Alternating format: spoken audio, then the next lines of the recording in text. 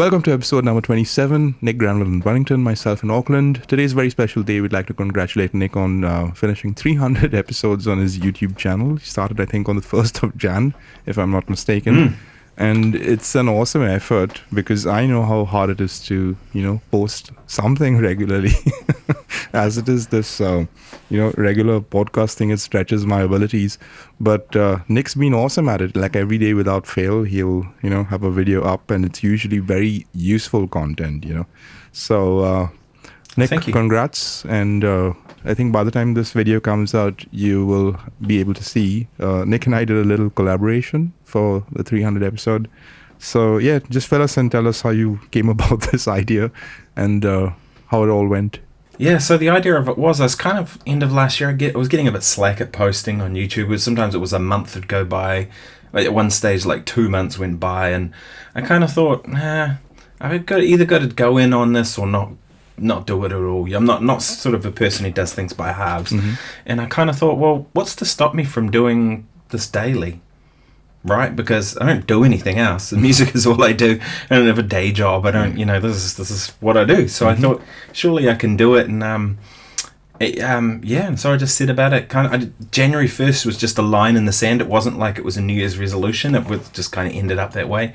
But I was talking to a good friend of mine last night, Matt Mulholland, who you might know, who's quite a famous YouTuber. He's probably one of the bigger New Zealand YouTube channels. And he was saying, what do you want to get out of all this YouTube stuff? And I'm like, I don't know. I'll just see what happens. That's the only reason I'm doing it, because it's fun and it's sort of, totally, and it's been good for my playing. Like the off spin of it, surprisingly, it's been really good for my playing, because I'm seeing myself play every day, and I remind myself, like, oh, my thumb technique's getting a bit crappy, or maybe I'm over picking, or I'm doing something stupid, and I think my playing's getting better for it, because I'm being analytical every day, and I'm hearing myself every day, and you're getting some progress too when you start getting all the people with the SEO marketers are starting to spam you.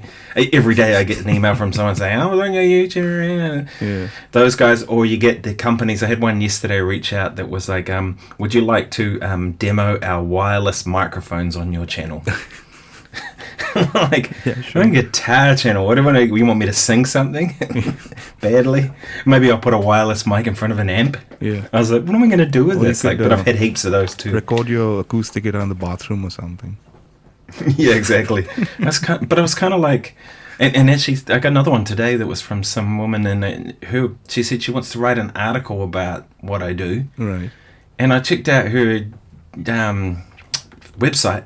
And it was like a self-healing wellness kind of... What's that got to do with me? Like, there's no fit in this at all. So maybe I'm just she wants some yoga music or something. It could be, yeah, or more, who knows.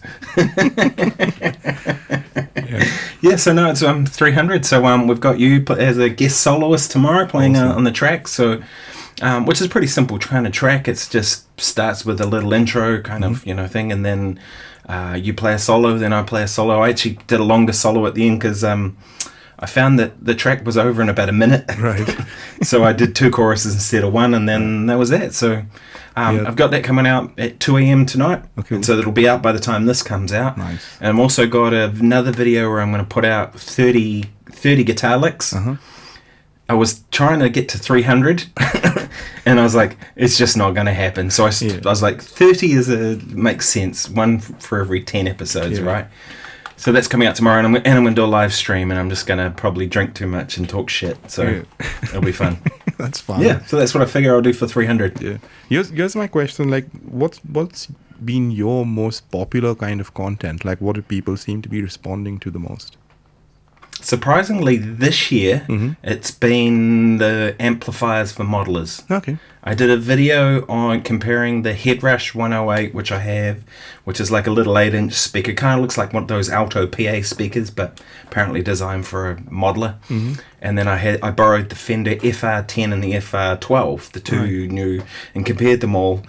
And that video's about 36,000 views now in about the last 4 months or so. And it kind of took off really quickly.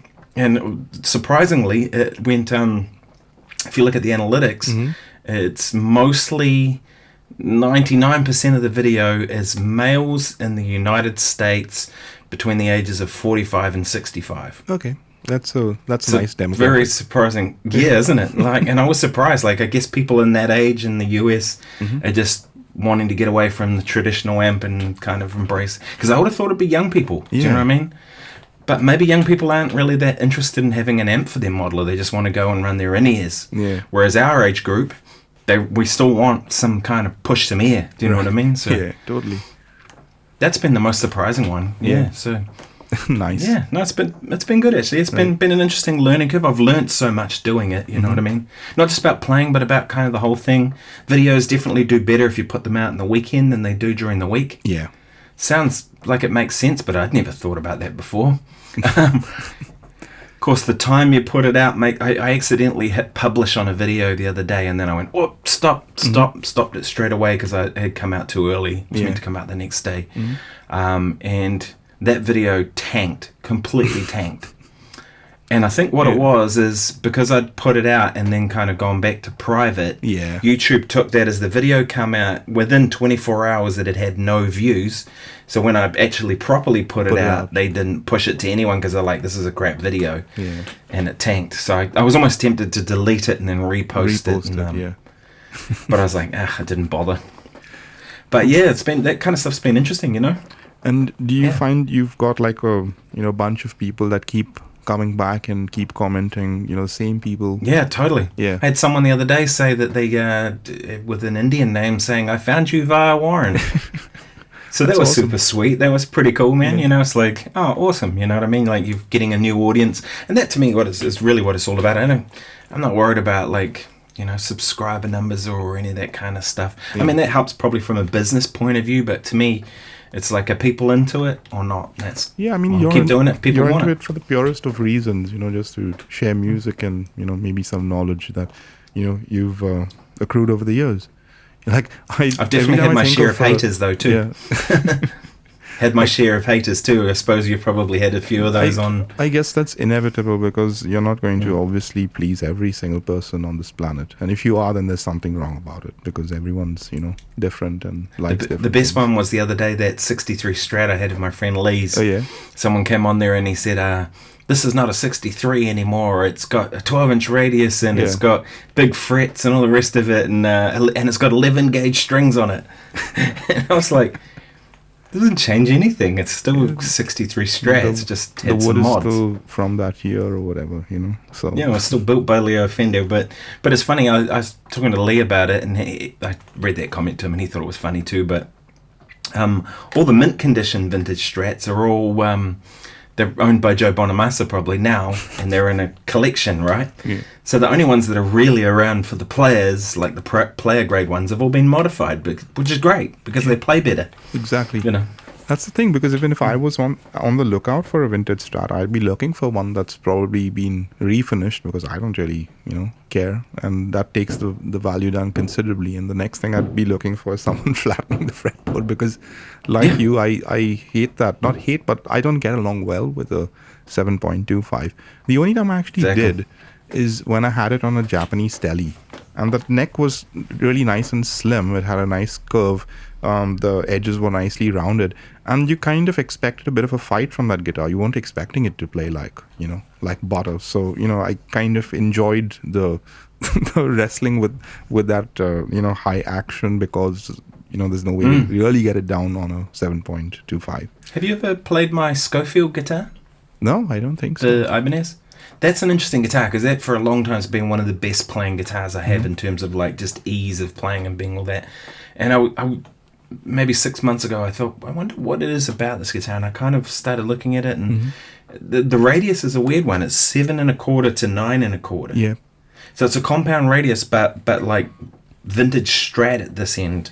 But because it flattens out, you get no choking out anywhere in the neck, and it just plays. How big are the frets on that guitar?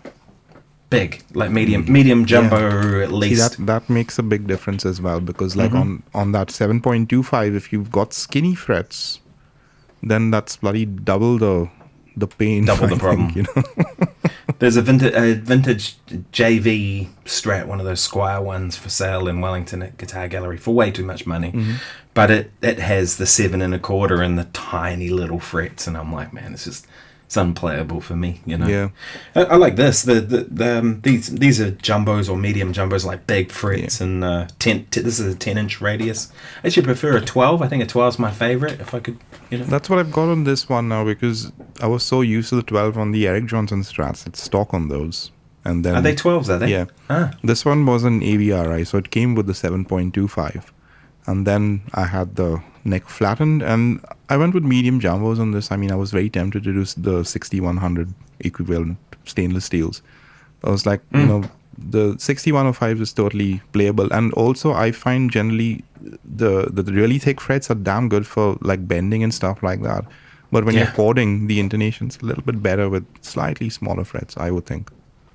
So these are 6100s, I think, are the equivalent of, you know, which is definitely the biggest frets I've ever had on a guitar. But this guitar plays like butter too. So yeah.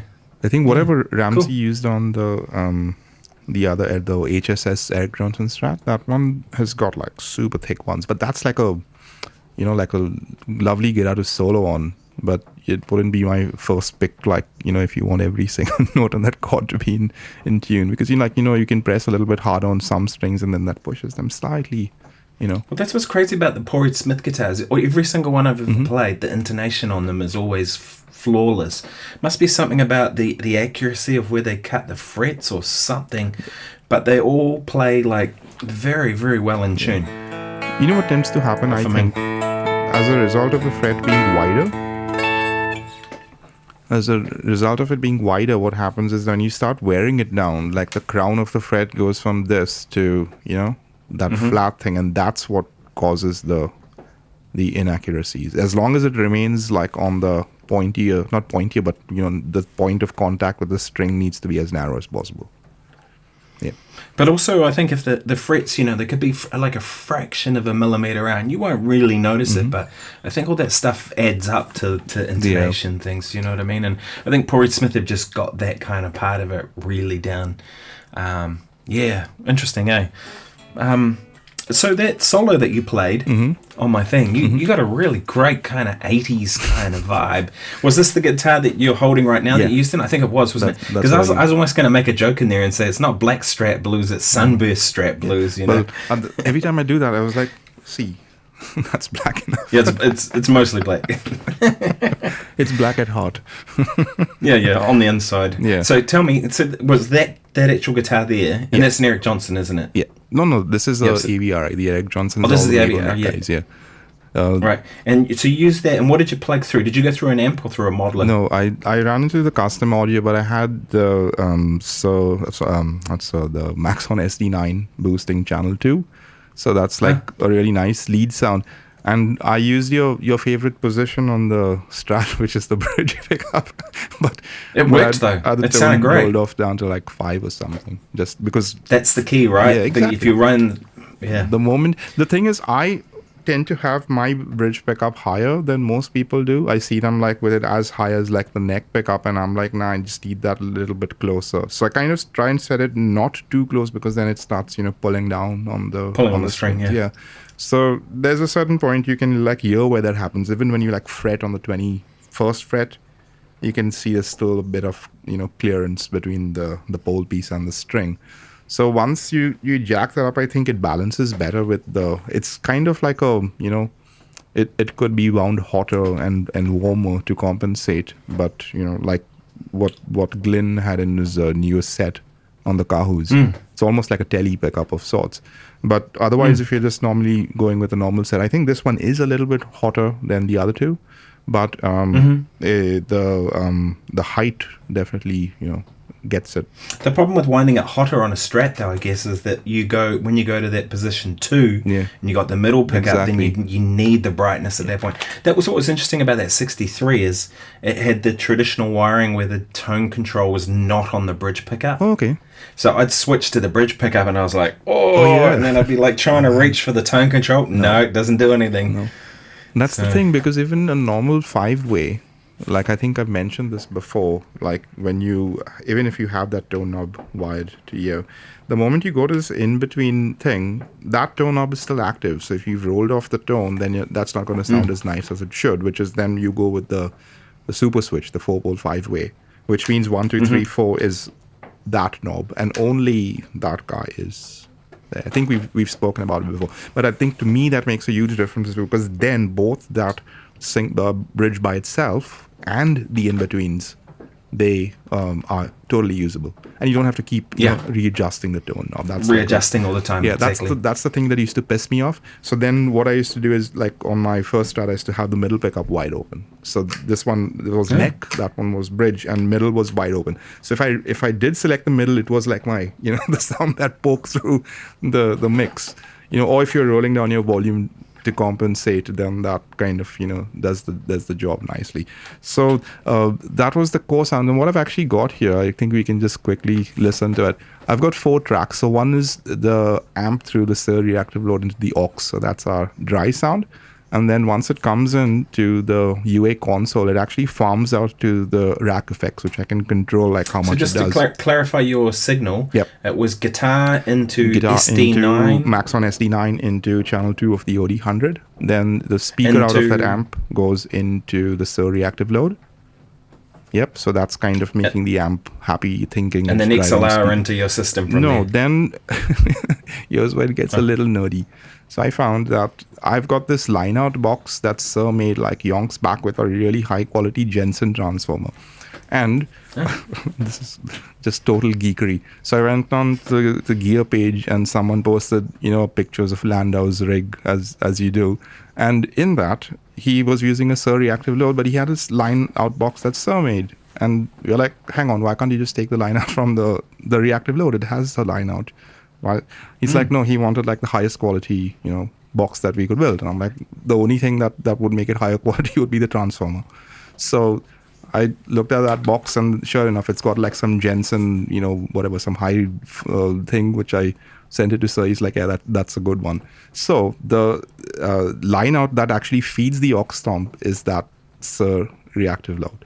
Now I've gone back and forth between the two, and the difference is like minimal, but like I have it there, so I might as well, use it. Yeah. And also then what happens is then that reactive load will become nice for like reamping into, another power amp or something, whatever. So that stays by itself.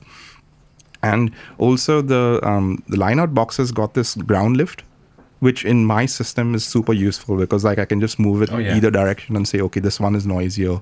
Whereas the reactive load, sometimes I find actually have to put a wire across to ground it sometimes, and it's just like just having it on a switch is much easier.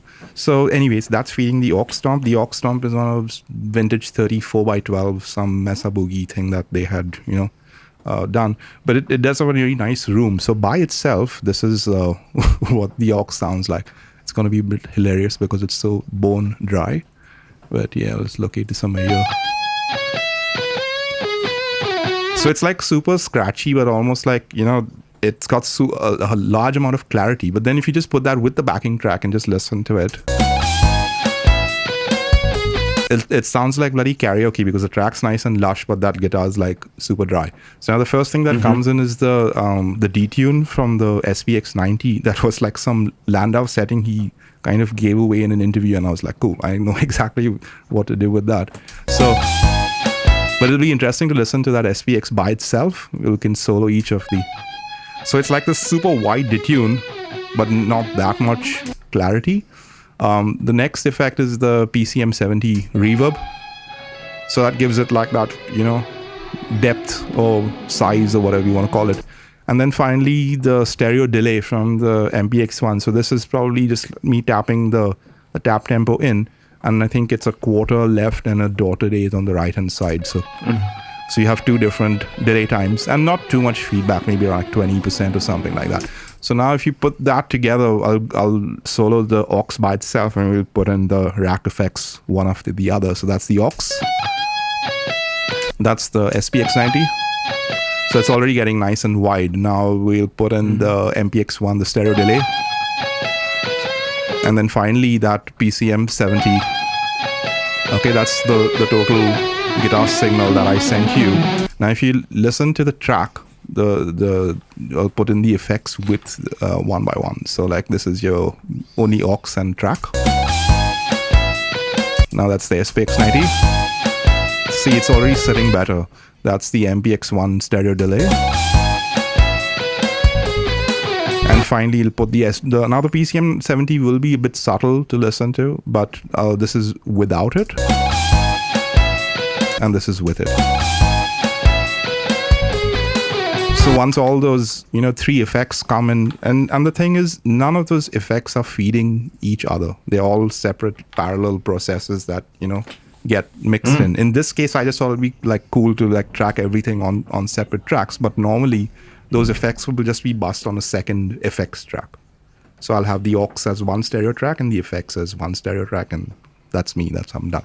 That and if I do need to really change nice, that blend, here's a cool thing, because from the from the UAD console, you can actually send back into those effects. So once I've recorded the dry track and I don't like the mix, I'll just farm it out again to the effects, get the blend right again, and then retrack that second effects track. So PCM 70 was the reverb, did you say? That's right. It was on a setting called Reupload. I think Leon Todd's got a nice video on that. I've been meaning to make one for the longest time, but I keep watching his video and I'm finding cool things to try. Yeah.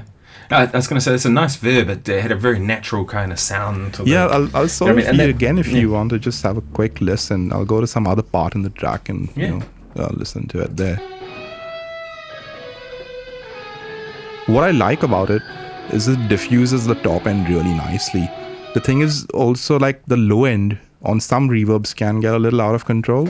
And in this case, it never really gets to woofy in that area. But the tops, it has this really nice sheen to it. And there's a few different settings that I use. Some of them are smaller and then these big ass, lush reverbs. But usually all the stunt reverbs, like what you would expect from a Strymon or something like that, I find that H3000 has got those nailed. So if that's the kind of sound I'm going for, just solo guitar, ambient context, maybe for a background score, whatever, then I'll be going to the event idea.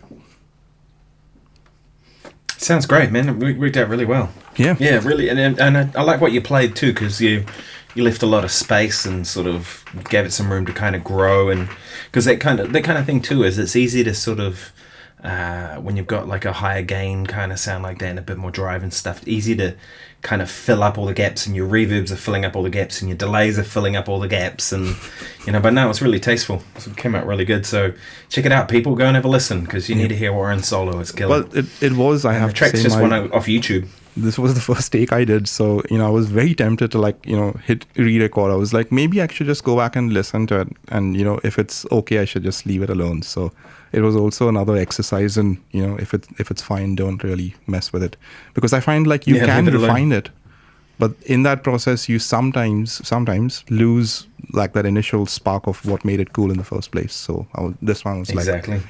I didn't really make any train wreck boo-boos, so. For me, it's always the first or second take. Sometimes first take I kind of figure out when I'm going to do the second take and I'm done. I find if I do any more than that, I just tend to try and do what worked the time before, but it's never as good. So it's that thing, you just got to go for it. And I did 2 takes on my solo, but only because I do it direct on my phone with the interface recorded in, and I'm playing the track back through to my iPhone. And then my phone's essentially being a recorder. Oh, okay. But I had the track too quiet compared to the guitar. Because when I have my in-ears in, I've got these cheap ones, wherever they are. These ones, I can't remember what brand they're, a KZ or something. They were $34 at Rubber Monkey. Okay. And they work, but they have a huge amount of bottom end. Oh, okay. Which is actually quite nice, because you hear things and it sounds big and powerful. But when I find when I'm tracking, I'll balance it to my ears. But then when I listen back on any other system that doesn't have all that bottom end, now the track seems like it's down here because it's been artificially hyped. The kick drum and the bass.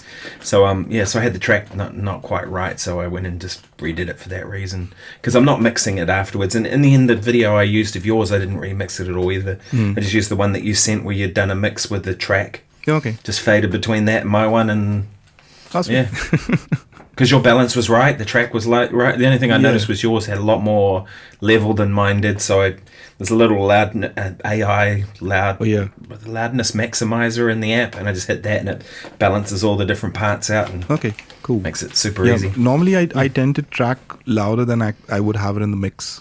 I don't know why. I've always been that way. So yeah, like same. if you listen to my tracking balance, it's probably going to have a lot of guitar in it.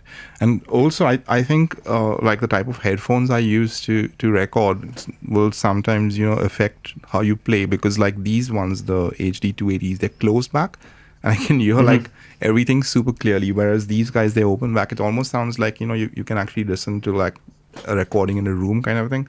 I don't know why, but these are a lot more forgiving, so I'm not really as zoned in on all the little bits when I'm tracking on these. So I kind of prefer them. The only thing is, if I'm doing acoustic guitar and I have a click track, then that bleeds into the mic. Yeah. So then I have to go back to these. Yeah, see, I use these HD 25s when I record, if I record anything where I need headphones, which are the ones I've got on now, which have kind of become an industry standard in a lot of ways. A lot of the sound guys that I've worked with, they're all using HD 25s. Darren Mathiason's using them, people like that. But I don't want to wear headphones when I'm doing videos. I want to have my, so that's why I wear those in-ears. And I've tried using my other in-ears, but they just don't sound as nice. Those cheap ones actually are really nice to track with, but it's hard to, and I'm not mixing afterwards, like it's got to be right.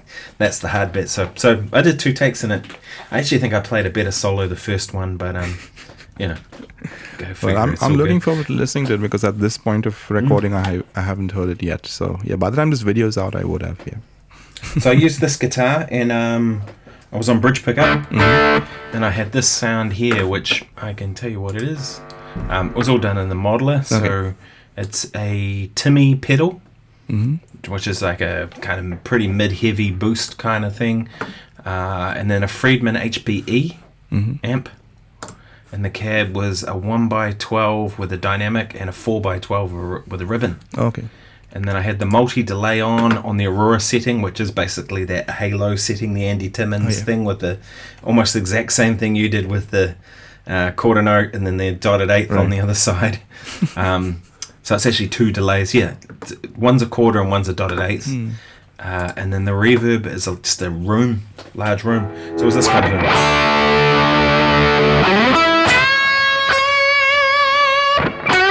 In fact, I think I even turned my tone control down a bit.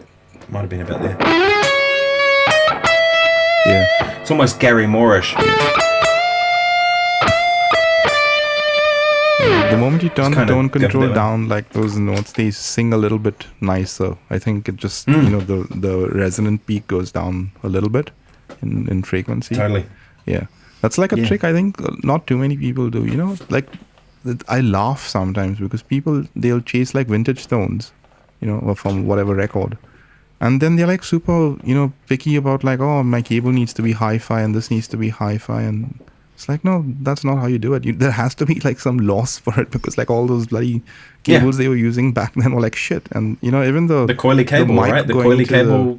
To the control room would be losing a little bit along the way. And, then we've talked about that before, but point being, like, you must embrace the loss. Yeah, totally. And the thing is, like, that tone control, it's not, the interesting thing with tone controls is it's not really treble or bass. It's kind of a mix of, and depending on what value you have in there and all that stuff, it's sort of, it's an interesting one, isn't it? Basically just shifting your mid-range a little bit, and just kind of, like, especially when you go up high, you find you have to be, like, if your tone control is wide open, you got to be super careful about how you pick, because certain things will just bring out like the weird frequencies, then you start getting like, playing or maybe with the side of the pick or something just to compensate. But the moment you roll that down, it becomes like super forgiving up here, and the notes just like, soar without going Interesting you say that, because I remember seeing Tim Pierce talk about that on his channel, about how there's certain guitars that he likes playing up higher and not down low, and then down low on other ones and that sort of thing. And I think that's kind of where the tone control can come into it. The other thing too is that I find is your tone control doesn't have to stay in the same place.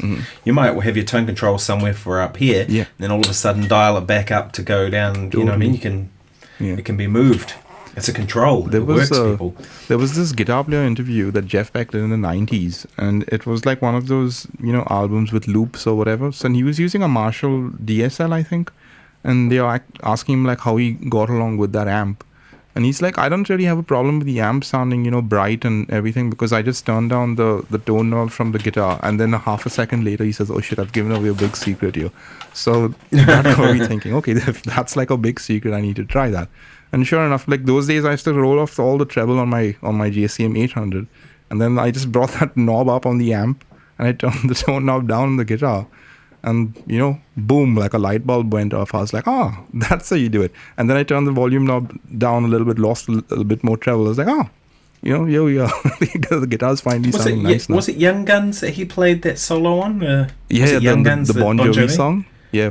Apparently, when they got him in to do that solo, they said to him, what do you want amp-wise? And he said, just any old Marshall will do. Yeah. So they got him a Marshall, and they said he just plugged into the front of it, and they were kind of hoping to get his like tone secrets, but it was straight into a Marshall and turned the thing up and just played like a demon, like he always does. Ridiculously great. He used player. to use a rat pedal at some point in front of the Marshall. Yeah. That was his thing. I think in his later years he went to the Klon. But he's definitely one player that you don't really learn a lot by chasing his gear choices. Like I learned so much by chasing Landau's gear choices, and they all made sense because if you follow the pattern, like each pedal will work with the other, and there's a way things happen. And you pick up so much about like how to use the gear from just watching him do it. But Beck, on the other hand, like you can be pretty sure, like you'll hand him the nastiest guitar and some small practice amp, and he'll still, wrangle like the tone of the gods out of it. Totally.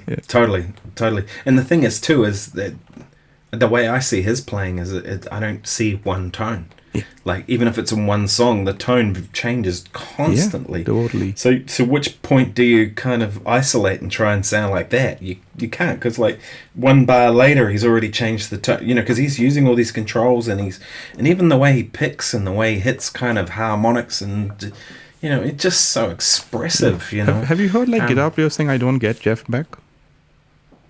Who? Have you ever heard a guitar player saying, "I don't get Jeff Beck"? Like they don't understand. Like, no, what's the I've never big heard deal anybody about say him? that, really. But Everybody seems to I've heard a universally. few people like just wonder like what the the hype's all about. And if you haven't, there's this one video he's playing, I think "Drowning in My Tears" on Jules Holland. Watch that. The moment he's done with it, like he just walks off like like he just owned the whole place, and everyone just on their feet giving him like an ovation or whatever. But that's like the blues tune, isn't it? Yeah, it's like an old blues tune. But the thing is, like what he does with it, it's like he'll just play the most unexpected shit, but it'll cause a reaction, a visceral reaction in you. I think that's kind of all you're hoping to do. I think for me, one thing I love about him is to me it sounds like somebody who's like truly improvising. Mm-hmm. Do you know what I mean? Yeah. Like, and not a lot of rock players I find do that. They have a lot of rock players have their licks, their whatever, But whereas with him, I hear a rock player who's as freely improvising as the greatest jazz improvisers too. It's almost like he hits a note and then he kind of goes, "Oh, where's this going to go? I'll just grab the whammy bar and I'll do this and I'll." Yeah. It's like there's zero plan. Do you know what I mean? And that's like truly improvising. Phenomenal. To me, he's the best guy at manipulating the note once he's hit it, because often we are concentrating like on the attack of hitting the note, but once it's hit, we don't know what the fuck to do with it. But he's got like so many different things he can do with it, with the whammy or like all these weird sounds he does with his hands and stuff. And he's probably, there's one video where his tech explains like what each finger does in his technique. Like this one's for the volume knob, this one's for the whammy bar. That like it's like almost like 5 different things happening at the same time, which is like quite incredible to watch. But yeah, I mean, if you haven't really, got into Beck, I think some people have heard the Blow by Blow and Wired, all the 70s jazz fusion stuff. Some people like the late 60s blues rock stuff, with Rod Stewart. I got into him like in a big way at the time those electronica albums are coming out. I don't know why. He did this one. Same. I loved it. Yeah. This one cover of that Nitin Sawhney song called Nadia. And the first time I heard it, it blew my mind as someone living in India and exposed to Indian music every single day. Just the authenticity of how he, took that melody and every last little ornamentation that singer had done on the track, this guy has managed to pull out of the guitar. And he did say on interviews, like one of the toughest things he ever had to do on record. It like took lots of time to like do like each phrase by itself. And if you listen to it, it's like incredible. And of course, like that the one with the whammy bar, Where Were You? from the Guitar Shop album. Fuck, that was like... I was going to say Guitar Shop, and the one in Tokyo too, where he had Jennifer Batten playing rhythm guitar, and actually she was playing synth guitar and all kinds of stuff under. And I really liked that stuff too, like What Mama Said and things like that. You know, totally. That stuff's killer. Like, it's just killer guitar playing, and the whole production of that, and the whole I dug all that stuff too. But Guitar Shop. Was it Guitar Shop? Guitar Shop, yeah, that was the way where you with the Terry Bozzio and Tony Hamis. With the it looks like a garage on the cover. That's the one. I was trying to, it just went blank of the kit.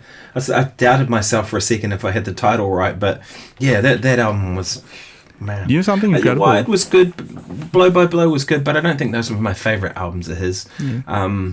You know, it's great playing, no question, but I think I preferred the latest stuff. Maybe it's just that the time that it actually hit me. Mm-hmm. Do you know what I mean? Yeah. There is also like a really good blues song called Brush with the Blues that he does, but he kind of just, makes it go into outer space. I know it very, very well. I played that for my third year recital at music school. That's cool. And it was funny. I played it note for note too. Where I'm just going to play Brush with the Blues exactly like Jeff Beck. And one of the assessors, who was the one of the guitar teachers at school, he after the end of it, he fell off his seat and he goes, he goes, what the hell just happened? Nice. And then he had a gig that night, and he said, do you mind if I borrow your rig? He goes, can you get me that sound that you got on that Jeff Beck thing? Nice.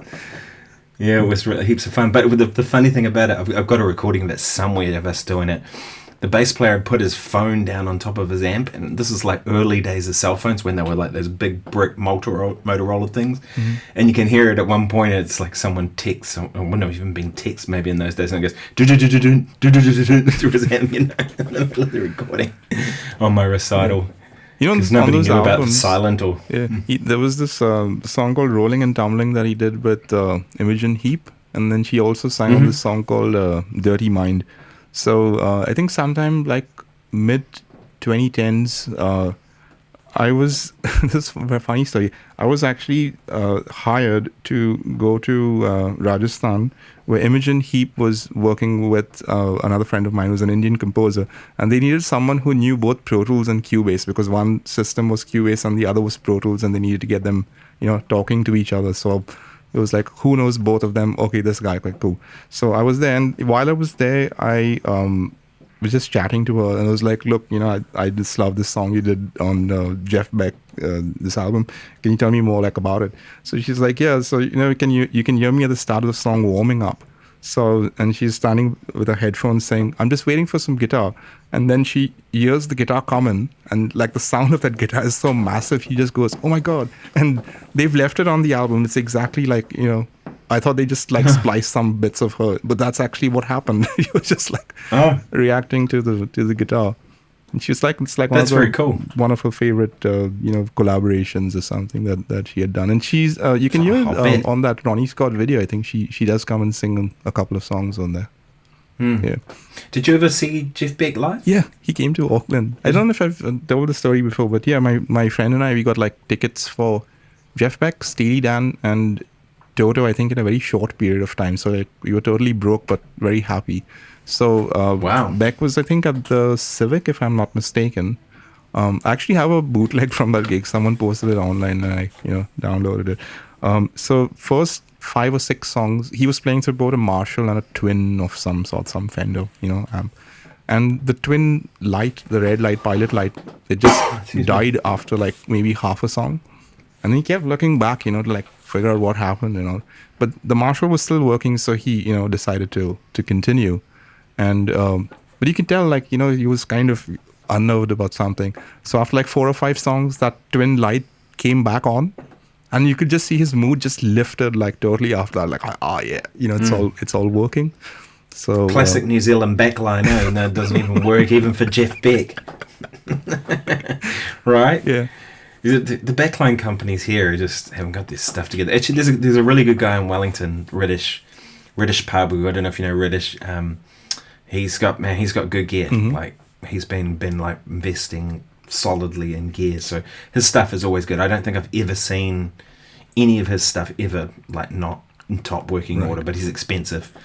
But man, there's some cowboys around. But there used to be a place in Christchurch called Red Sound, and they used to have a 60s Vox AC30 as part of their higher gear. You know what I mean? Like a real top boost. You know. So there was some good stuff around, but generally, you know, that's one of the reasons I made the switch to the fractals. I just got so fed up with backline, you know. But yeah, I know what you mean. Like if you're used to hearing things a certain way, and all of a sudden you've only got half your sound or something like that, it is quite unnerving. It's sort of, you know, and he can play with anything, but he probably wants to present what he's doing in a certain way. Do you know what I mean? We do have a question from one of our viewers about stacking pedals. So normally, like, I don't know about you, but I wouldn't really be stacking more than two overdrives at any given point. I may have more than one or two overdrives on the board, but with regards to using all of them on at the same time, I'm not one of those guys. But I have seen like a couple of videos about how John Mayer will use 3 overdrive pedals all stacked, and you know, they're different gain stages. But if I was looking at getting that level of gain, I would have the amp, you know, driving a little bit more than just a very clean amp. I'm not really a 100% clean amp guy and everything from the pedals, like say, you know, David Gilmour. I've always been more like a Marshall thing, where almost, you know, the amp's always on some kind of a drive setting, and then you clean up from the guitar, and then if you need more gain than what the amp's got, you just step on a pedal to boost that. In fact, I was thinking it would be a good idea for me to make a video about just like a basic Marshall sound, and then what each boost pedal would do to that, you know, basic sound. So let's start with a basic clean sound. So let's say that's my custom audio. I'm going with that as a like basic clean sound, Fender Blackface style. So the first thing I normally like to kick in is that RC booster. So that's, you're just gonna, you know, go from, and then you turn the volume down and you've got, you know, more dynamic range available. The next one I would look at is that Maxon ST9, which is like, you know, one of my favorite drive pedals, but that by itself will only have that much of gain into a clean amp. So if my volume is on full, it's like a mild crunch of sorts. But then you can put a tube screamer in front of it. In this case, I've got the Maxon OD9, which is like pretty much like a TS9. So it pushes those mids forward.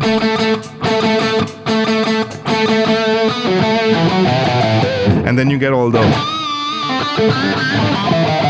more than enough gain for what you need. Now you put the RC booster. It does tend to push out harmonics like you just did, doesn't it? Yeah. I find that when I stack overdrives, it pushes out harmonics, and you're also more likely to get feedback. It's like one pedal leads into the other, causing the notes to. Because you could hear that even then when you played a couple of notes, they were on the edge of feeding back. One thing I should mention is I normally run my pedals to push past unity gain. There's always some kind of a boost happening when the guitar volume is on full. That's what actually lets me turn it down. The fact that the pedals, you know, boosting the volume more than unity gain.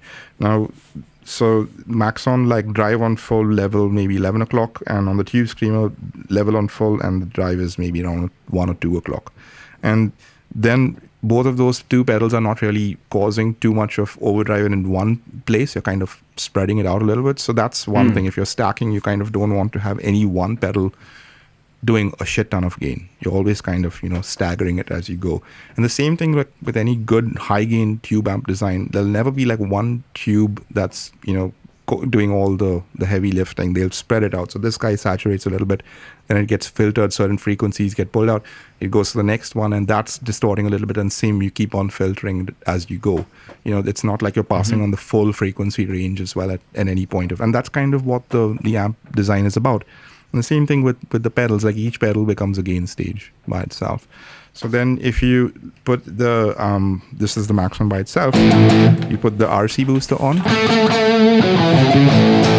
It's more like a fuzzy thing because it's like full frequency into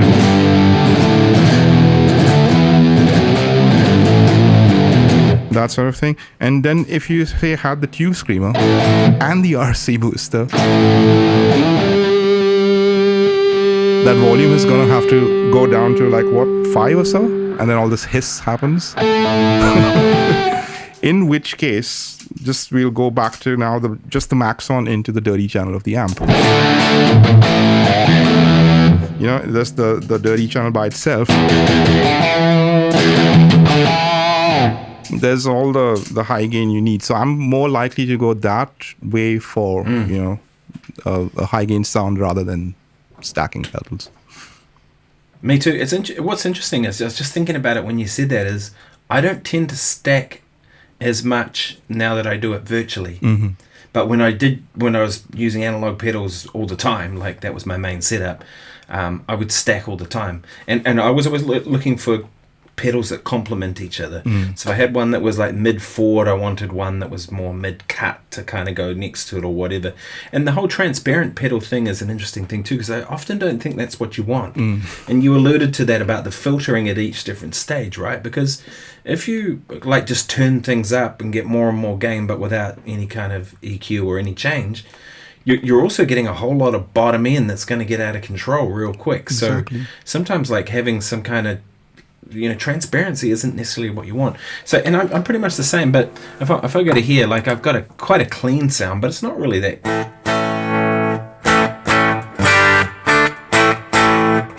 It's probably on the verge of, you're hearing the mic too, that's kind of getting all that. But and then it's degrees of drive. So this one here, which is my next preset I always use, which is the same amp, but instead of the gain being on 3, it's on 5. Right. The amp model's the Texas Star, which is like the Lone Star Mesa Boogie. And then the next one is like the next gain level up. This is the Friedman, and then the next one's the same thing, but this one I've stacked drive on top of drive. So this is the Timmy on top of the Friedman.